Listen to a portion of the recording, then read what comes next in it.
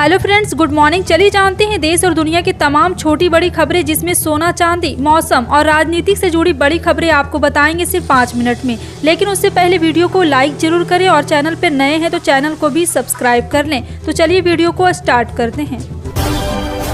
बता दें, प्रधानमंत्री नरेंद्र मोदी 2 दिवसीय दौरे पर गुजरात पहुंचे। इस मौके पर वह मेहसाना पहुंचे, जहां उन्होंने विभिन्न विकास परियोजनाओं का उद्घाटन और शिलान्यास किया।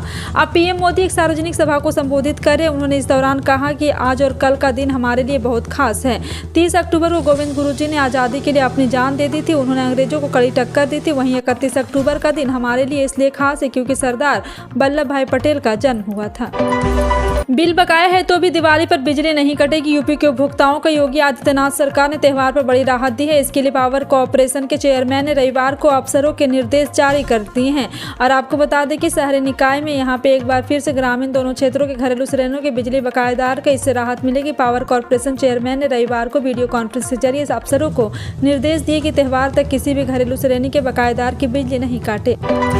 समाजवादी पार्टी मुखिया अखिलेश यादव ने भारतीय जनता पार्टी पर निशाना साधा है। उन्होंने अपने एक्स के ऑफिशियल हैंडल को पोस्ट कर बीजेपी पर पलटवार किया। अखिलेश यादव ने एक्स पर बिजली नेता के यहां फोटो की तस्वीर पोस्ट की है और अखिलेश ने अपने पोस्ट में एक फोटो के साथ लिखा कि भाजपा के परिवारवाद की तस्वीर पहचाना क्या, सपा वाले असंभव को संभव कर दिखाते हैं। बिहार के 4.5 लाख नियोजित शिक्षकों की बहुप्रतीक्षित मांग पर विचार चल रहा है। अब इस विचार को अमली जामा पहनाने का काम नीतीश सरकार ने शुरू कर दिया। राजकर्मी का दर्जा पाने के लिए नियोजित शिक्षकों को समीक्षा परीक्षा भर्ती करनी होगी और उसके लिए सरकार की तैयारी शुरू हो गई। और जानकारी के मुताबिक समक्षता बिहार परीक्षा विद्यालय परीक्षा समिति लेगी और इस परीक्षा का आयोजन विशेष सुरक्षा व्यवस्था के बीच की जाएगी। दिल्ली आबकारी नीति से जुड़े मनी लॉन्ड्रिंग मामले पूर्व डिप्टी सीएम मनीष सिसोदिया को सुप्रीम कोर्ट से बेल नहीं मिलने पर आम आदमी पार्टी ने कहा है कि हम दुनिया के किसी भी कोने में। आतिशी ने कहा है कि जब सुप्रीम कोर्ट में मनीष सिसोदिया का बेल का मामला सुना जा रहा था तो कोर्ट ने बार बार ईडी से यह पूछा कि मनी ट्रेल कहां है, अगर नहीं है तो मनी लॉन्ड्रिंग का केस कैसे बनता है। तेलंगाना जन समिति ने सोमवार को आगामी विधानसभा चुनाव में कांग्रेस पार्टी को आगामी विधानसभा चुनाव में समर्थन का ऐलान किया। टीजीसीए के पार्टी चीफ एंड कोंडरमा के विधायक एक बार फिर से हैदराबाद से तेलंगाना कांग्रेस के अध्यक्ष रेवंत रेड्डी से मुलाकात के बाद यह फैसला लिया। सत्तारूढ़ दल भारत राष्ट्र समिति के सामने चुनौती पेश कर रही कांग्रेस के समर्थन में काफी खुश नजर आ रहे हैं। महाराष्ट्र में चल रहे राजनीतिक संकट पर सुप्रीम कोर्ट ने एक अभूतपूर्व कदम उठाते हुए बड़ा फैसला किया। सुप्रीम कोर्ट ने महाराष्ट्र विधानसभा स्पीकर को 31 दिसंबर तक आयोजित याचिकाओं पर फैसला लेने का स्पष्ट निर्देश दिया है। कोर्ट ने कहा कि हम नहीं चाहते कि मामला अगले चुनाव तक लटका रहे। अगर स्पीकर सुनवाई नहीं कर सकते तो हम करेंगे। हमने बार बार स्पीकर से फैसला लेने के लिए कहा है। विदेश मंत्री एस जयशंकर ने कतर की मौत की सजा पाए 8 पूर्व भारतीय नौसेना कर्मियों के परिवारों से मुलाकात की। जयशंकर ने कहा है कि भारत उनकी रिहाई सुनिश्चित करने के लिए सभी प्रयास करना जारी रखेगा। सूत्रों ने कहा है कि कतर की एक अदालत की ओर से भारतीय नौसेना के 8 पूर्व कर्मियों की मौत की सजा सुनाए जाने के बाद भारत फैसले के खिलाफ अदालत में अपील करने समेत विभिन्न विकल्पों पर विचार कर रहा है। पिछले 24 घंटे में कश्मीर घाटी में हुए 2 आतंकवादी हमले पर सख्त प्रतिक्रिया देते हुए जम्मू कश्मीर के पुलिस महानिदेशक दिलबाग सिंह ने सोमवार को कहा है कि जब कश्मीर में अमन बहाल होता है तब पाकिस्तान को तकलीफ होती है। उन्होंने कहा कि पाकिस्तान पिछले 30 साल से यही करता आ रहा।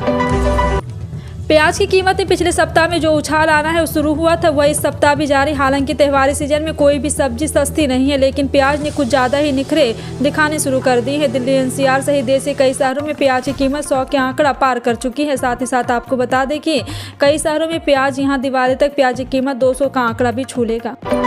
उत्तर प्रदेश के मुख्य निर्वाचन अधिकारी नवदीप रेणवा ने लोकसभा चुनाव को लेकर एक बड़ा बयान जारी किया है। जी हां, आपको बता दें कि जानकारी दी कि इस बार करीब 1 करोड़ लोग मतदाता सूची में शामिल किए जाएंगे। उन्होंने लोकसभा चुनाव की तैयारियों को लेकर बताया कि 5 जनवरी 2024 को अंतिम मतदाता सूची जारी कर दी जाएगी। सूची जारी होने के बाद भी अगर मतदाता छूट गए तो वो फिर से मतदान लिस्ट में अपना नाम जुड़वा सकेंगे। उन्होंने बताया कि 1 जनवरी 2024 को 18 वर्ष की आयु पूरी करने वाले सभी मतदाताओं के नाम सूची में जोड़े जाएंगे।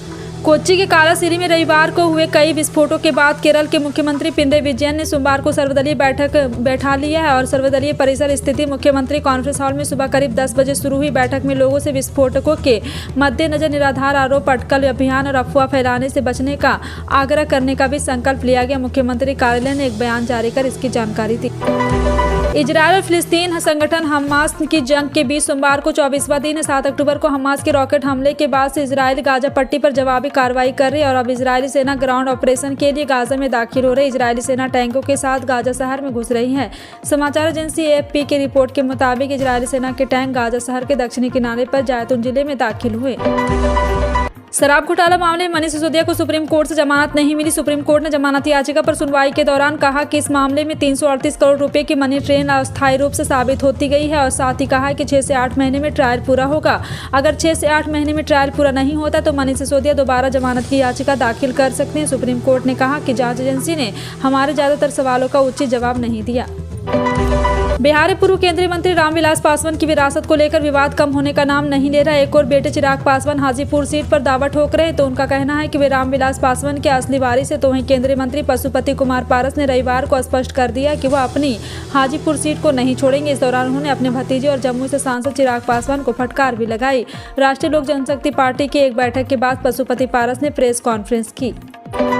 देश के कुछ राज्यों के मौसमी बदलाव के साथ हल्की सर्दियों की शुरुआत हो गई। सुबह और शाम के वक्त हवा में ठंड महसूस हो रही। वहीं दक्षिणी के राज्य केरल तमिलनाडु में भारी बारिश की गतिविधियां देखने को मिल रही। तमिलनाडु में भारी बारिश के चलते रामनाथपुरम जिले में 30 अक्टूबर के स्कूल और कॉलेज में छुट्टी हो गई और मौसम विभाग की ओर से दी गई जानकारी के मुताबिक केरल तमिलनाडु के अंदरूनी हिस्से में भारी बारिश का सिलसिला आज भी जारी रहने वाली है। चेन्नई की बात करें तो यहाँ न्यूनतम तापमान 26 डिग्री, अधिकतम 32 डिग्री दर्ज किया जा सकता है।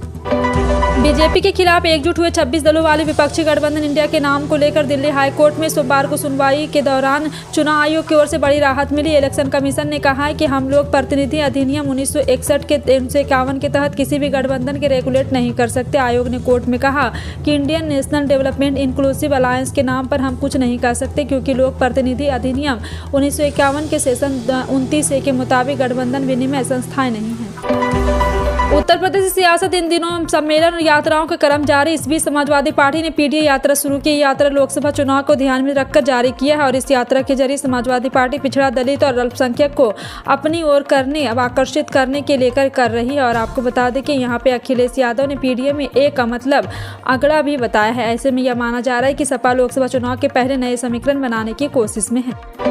विपक्षी गठबंधन इंडिया को लेकर नेशनल कॉन्फ्रेंस के उपाध्यक्ष और जम्मू कश्मीर के पूर्व मुख्यमंत्री उमर अब्दुल्ला ने कहा कि जिस तरह से समाजवादी पार्टी कांग्रेस के बीच लड़ाई सामने आई है वह दुर्भाग्यपूर्ण है। यह गठबंधन के लिए ठीक नहीं है। न्यूज एजेंसी PTI के मुताबिक यहाँ पे उन्होंने कहा कि दुर्भाग्यपूर्ण कि विपक्षी दलों के गठबंधन की स्थिति अभी मजबूत नहीं। कुछ अंदरूनी झगड़े जो देखने को मिल रहे हैं, ये झगड़े नहीं होने चाहिए। खासकर 4 से 5 राज्यों में यहाँ चुनाव होने जा रहे हैं। छत्तीसगढ़ विधानसभा चुनाव 2023 में अब गिनती के दिन रह गए। ऐसे में कांग्रेस ने छत्तीसगढ़ में जीत के लिए पूरी ताकत झोंकती नजर आ रही है और पार्टी की तरफ से प्रियंका गांधी समेत कई अन्य नेता यहां जनसभाएं कर रहे। छत्तीसगढ़ चुनाव में प्रियंका गांधी ने 8 बड़े चुनावी वादे किए। प्रियंका गांधी ने कहा है कि यहां पे अगर छत्तीसगढ़ में कांग्रेस की सरकार बरकरार रहती है तो प्रति सिलेंडर के रिफिल करने पर 500 रुपये की सब्सिडी दी जाएगी। राज्य में 200 यूनिट तक बिजली भी मुफ्त होगी। और आपको बता दें, महिला स्व सहायता समूह को सक्षम योजना अंतर्गत दिए गए ऋण माफ होंगे। राज्य के सभी सरकारी स्कूल को स्वामी आत्मानंद इंग्लिश और हिंदी मीडियम स्कूल को अपग्रेड भी किया जाएगा और राज्य में किसानों को तिवरा को भी समर्थन मूल्य पर खरीदा जाएगा। हाई प्रोफाइल सीट पाटन में एक नया मोड़ आ गया है। यहां पर छत्तीसगढ़ के पूर्व मुख्यमंत्री अजीत जोगी के बेटे अमित जोगी ने नामांकन दाखिल कर दिया। पाटन विधानसभा क्षेत्र से CM भूपेश बघेल कांग्रेस के उम्मीदवार के तौर पर चुनाव लड़ रहे थे और बीजेपी बघेल ने उम्मीदवार है। और यहां पे विजय बघेल ने दावा किया है कि एक बार फिर से चुनाव जोगी में कहा है कि भ्रष्टाचार के खिलाफ चुनाव लड़ने चुनावी मैदान में आए। साल 2018 विधानसभा चुनाव में 5 सीटों में जोगी कांग्रेस को जीत मिली थी। महाराष्ट्र में शिंदे गुट अजित पवार गुट के विधायकों को अयोग्य करार देने की मांग वाली याचिका पर सोमवार को सुप्रीम कोर्ट में सुनवाई की गई। स्पीकर की तरफ से यहां 29 फरवरी 2024 तक अयोग्यता से जुड़ी याचिका निपटारा कर देंगे। इससे पहले हुई सुनवाई में कोर्ट के मामले यहां निपटारे की धीमी रफ्तार पर असंतोष जताया था और स्पीकर से मामले के निपटारे की समस्या सीमा बताने को कहा था। देश में त्योहारी सीजन चल रहा है और इस दौरान सोने चांदी की ज्वेलरी, गिफ्ट आइटम, सिक्के वगैरह खरीदे जाते हैं। इस समय घरेलू बाजार में सोने चांदी की चमक बढ़ी हुई, लेकिन ग्लोबल बाजार में तो सोना ऑल टाइम हाई पर चल गया है। बता दें कि अंतर्राष्ट्रीय बाजार में सोना $2000 के प्रति ओंस के पास चला गया और ये अक्टूबर 2023 में ही हो चुका है। फिलहाल आपका इन सभी खबरों पर क्या कहना है कमेंट सेक्शन में टाइप करके जरूर बताएं। इसी तरह के पल पल की अपडेट जानने के लिए जुड़ रहे हैं आप अपने NTS न्यूज़ चैनल से। मिलते हैं अगली बड़ी खबर में, तब तक के लिए जय हिंद।